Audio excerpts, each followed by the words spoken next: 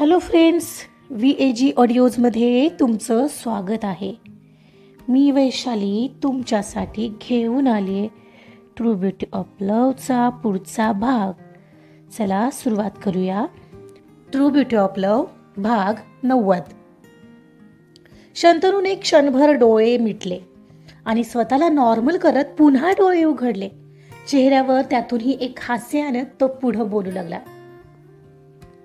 I know uncle, तुम्हाला तुमच्या मुलीची काळजी वाटते म्हणून तुम्ही असा विचार करणं अगदी साहजिक आहे. तुम्ही नाही तिची काळजी करणार तर कोण करेल? शेवटी ती आधी तुमची मुलगी आहे. तिच्यात आणि माझ्यात असं काही होण्याचा विचार तुम्हाला अर्थातच त्रासदायक वाटत असेल, पण मी प्रॉमिस करतो की जोपर्यंत माझ्या जीवात जीव आहे तिला मी अंतर देणार नाही. न जाणो असं काही घडलं आमच्यात तर तुम्ही आहातच की. तुम्ही अगदी हक्काने मला बोलू शकताय. मलाही तुम्ही आई वडिलांच्या ठिकाणीच आहात, पण शक्यतो ती वेळ मी येऊच देणार नाही, हे माझं वचन आहे तुम्हाला. राहिला प्रश्न माझ्या आईबाबांचा, तर त्यांच्या बाबतीत जे घडलं ते आमच्यातही घडेल असं नाही ना. त्यांच्यातली परिस्थिती वेगळी होती जी मला माहिती आहे, आणि मला हेही माहिती आहे तुम्ही आता जे बोलताय ते कुठेतरी ऐकून किंवा वाचून बोलताय आणि मीडियामध्ये येतं ते सगळंच सत्य नसतं. वस्तुस्थिती काही वेगळीच असते. मला त्यावर इथं चर्चा करायचीच नाही. मी फक्त मीरासाठी इथं आलो. आणि माझ्या बाबांचं म्हणाल तर माझे बाबा काय होते ते मी लहानपणापासून जवळून पाहिलं आहे. जेव्हा ती आम्हाला सोडून गेली मी चांगलाच कळता होतो. माझी तुम्हाला विनंती आहे अंकल, प्लीज माझ्या बाबांना काहीही बोलू नका. माफ करा, पण मी त्यांच्या विरुद्ध काहीही ऐकून घेऊ नाही शकत. तो हात जोडून बोलला. बाबा प्लीज. बाबांकडे केविलवाणी पाहणाऱ्या मीराचे आपोआपच हात जोडले गेले होते.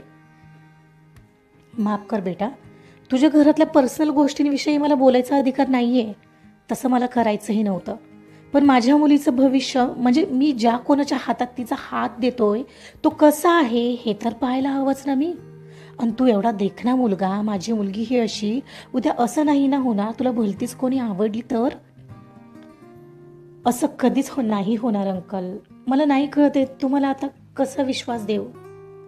एका मुलीचं आयुष्य खराब झालेला बाप निदान दुसऱ्या मुलीचं आयुष्य तरी नीट व्हावं हाच विचार करतोय. शंतनू बेटा, मी तुमची बाजू समजू शकतो अंकल. काय आहे अंकल, भविष्यात काय होईल हे कोणालाच माहिती नसतं, पण तिला फसवायचं असतं तर मी इथपर्यंत आलोच नसतो. सध्या माझ्या बाबांच्या जीवावर मी आत्ताही जगतोय म्हणून माझं मला गिल्टी वाटतंय. पण हो, पुढील काही वर्षात माझ्याकडे मी तिला सुखात ठेवील इतका तरी पैसा असेल. तिला मी काही म्हणजे काही कमी पडू देणार नाही. पण तरीही मी असं काय करू म्हणजे तुम्हाला विश्वास बसेन की मीरा माझ्यासाठी काय आहे हे तुम्हाला पटेल. ठीक आहे, काही करू नकोस, खाली बस. आम्ही पैसेवाले लोक पाहत नाहीच आहोत.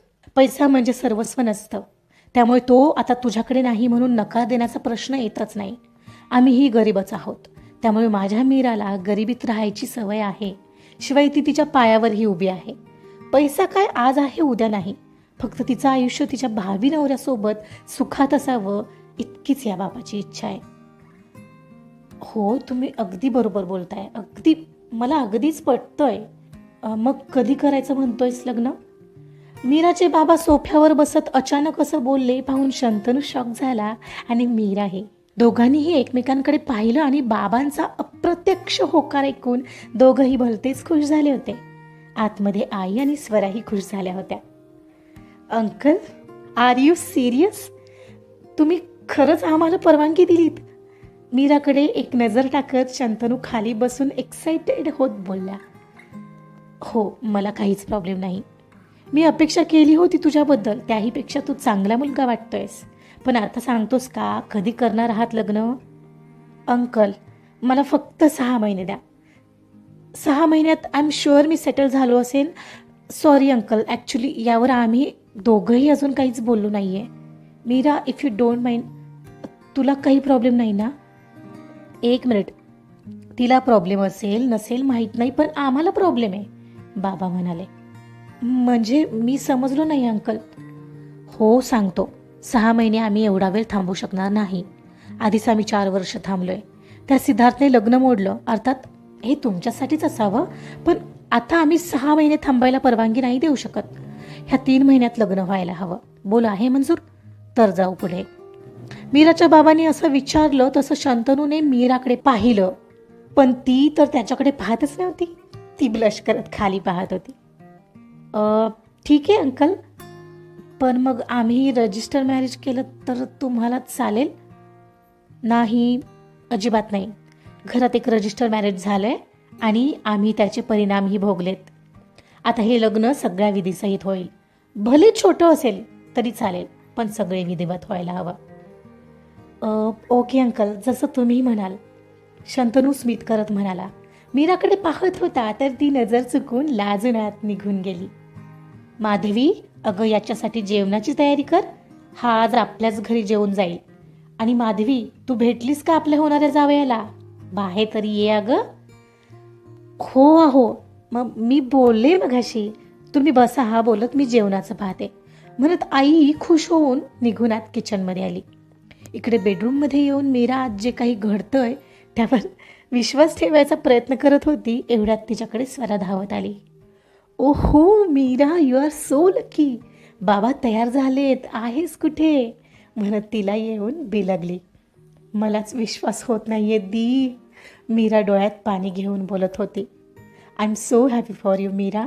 मी खात्री देते आमच्यासारखं तुमच्या दोघात कधीच होऊ शकत नाही. You found such a gem. Don't lose it anyway. Swara तिला थोपटत म्हणाली. तिच्या बोलण्यावर मीराने मान हलवली आणि तिच्या डोळ्यात तरळणारे आनंद अश्रू हलकेच टिपले. बाहेर जेवायला घ्यायचं चाललेलं. छोटासाच हॉल जो होता. पहिल्यांदा त्यांच्या घरी आलेला शंतनू मात्र सगळीकडे नजर फिरवत होता. बाबांना आणि शंतनूलाच केवळ जेवायला वाढलेलं. अधूनमधून मीराचे बाबा शंतनू सोबत गप्पा मारत होते. मीराची आईही त्यांच्या समोरच बोलत बसलेली. काही लागलं तर स्वरा आणि मीरा होत्याच. मीरा, आई आणि स्वरा सोबत मागून बसणार होती. वाढण्यासाठी पुढे कधी मीरा तर कधी स्वरा येत होती. पण आज मीराने समोर येताच शंतनूच्या हृदयांची स्पंदनं मात्र गती घेत होती. ती आता अगदी पहिल्यांदा भेटली तशीच दिसत होती. रॉकीने तेव्हा तिचा ड्रेस पकडणं आताही त्याला जसंच्या तसं आठवत होतं. जणू रॉकी तिला आणि त्याला मिळवण्यास कारणीभूत झालेला असं वाटून तो खूप खुश होत होता. म्हणजे तिला भेटवून तो कायमचं त्याला सोडून जाणार होता. जणू तीच त्याच्या आयुष्यात येणार होती आणि हे नियतीच्या मनातही होतं. त्यातूनही तिच्याशी होणाऱ्या नजरानजरेत दोघांचंही मन 7 आसमानांची सफर करून येत होतं. काही वेळानं जेवणं झाली आणि शंतनू मात्र निघू लागला. अंकल, आंटी, आता मी निघतो. अंकल आंटी असं म्हणणार आहेस का आता तू? आई बाबा म्हणालास तर आवडेल की त्यांना? स्वरा हसत म्हणाली. हो खरंच की, आणि निघतो नाही येतो म्हणायचं असतं. आई ही तिच्या सुरात सूर मिसळत हसून म्हणाली. हो ठीक आहे आई बाबा, येतो, म्हणत तो पुन्हा दोघांच्या पाया पडला. शंतनू, एक सांगतो, आता आपलं सगळं ठरलंय, पण तरीही तुझ्या आईचं आणि तुझं पटत नसेल तरीही त्यांना या नात्याची कल्पना देशील. असं होऊ नये की उद्या त्या येऊन हे नातं अमान्य करतील. नाही बाबा, असं काहीच होणार नाही. तसंही मी तिला आधीच मीराबद्दल कल्पना दिली आहे. असं असेल तर चांगलंच आहे, पण मी सांगतोय म्हणून त्यांना एकदा मला भेटायला सांगशील, किंवा तू त्यांना सोबत घेऊन आलास तरीही चालेल. ओके, बोलेन मी तिच्याशी एकदा. बरं येतो. बाय स्वरादी. बाय मीरा. बाय शंतनू, स्वरा म्हणाली. बाय, मीरा श्वास रोखून म्हणाली. आणि तिथे चडखणारी पावलं शंतनूने कशीबशी त्यांच्या घराबाहेर घेतली. फायनली तो बाईक जवळ आला. मन अजूनही मीराकडेच ओढ घेत होतं.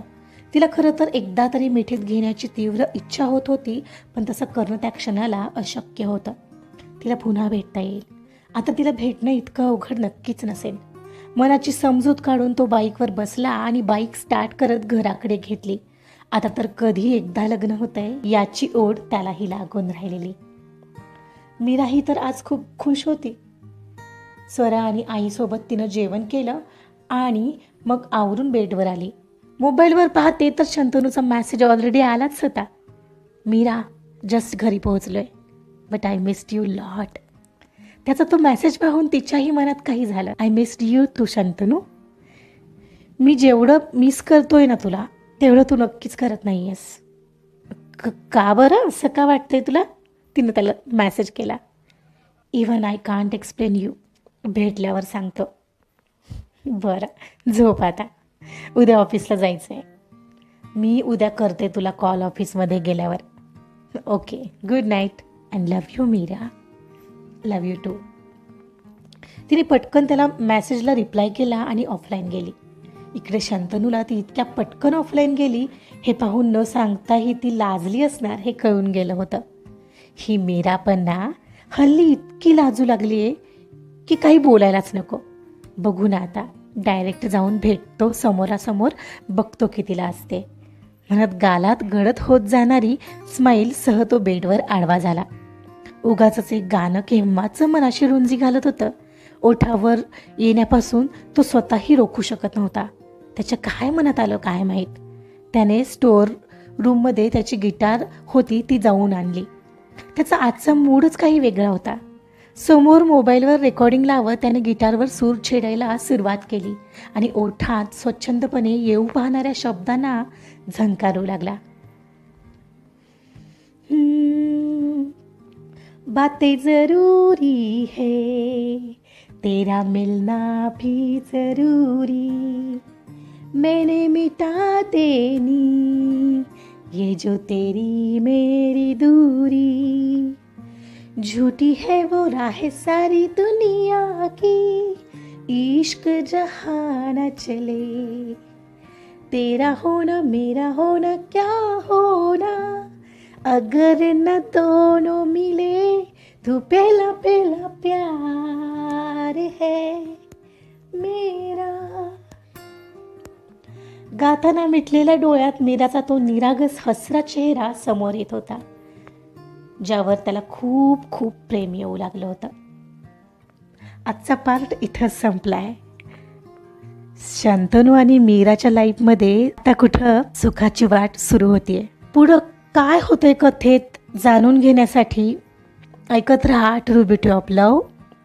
कथा आवडत असेल तर लाईक करा, सबस्क्राईब करा आणि शेअरसुद्धा करा. Thank you so much.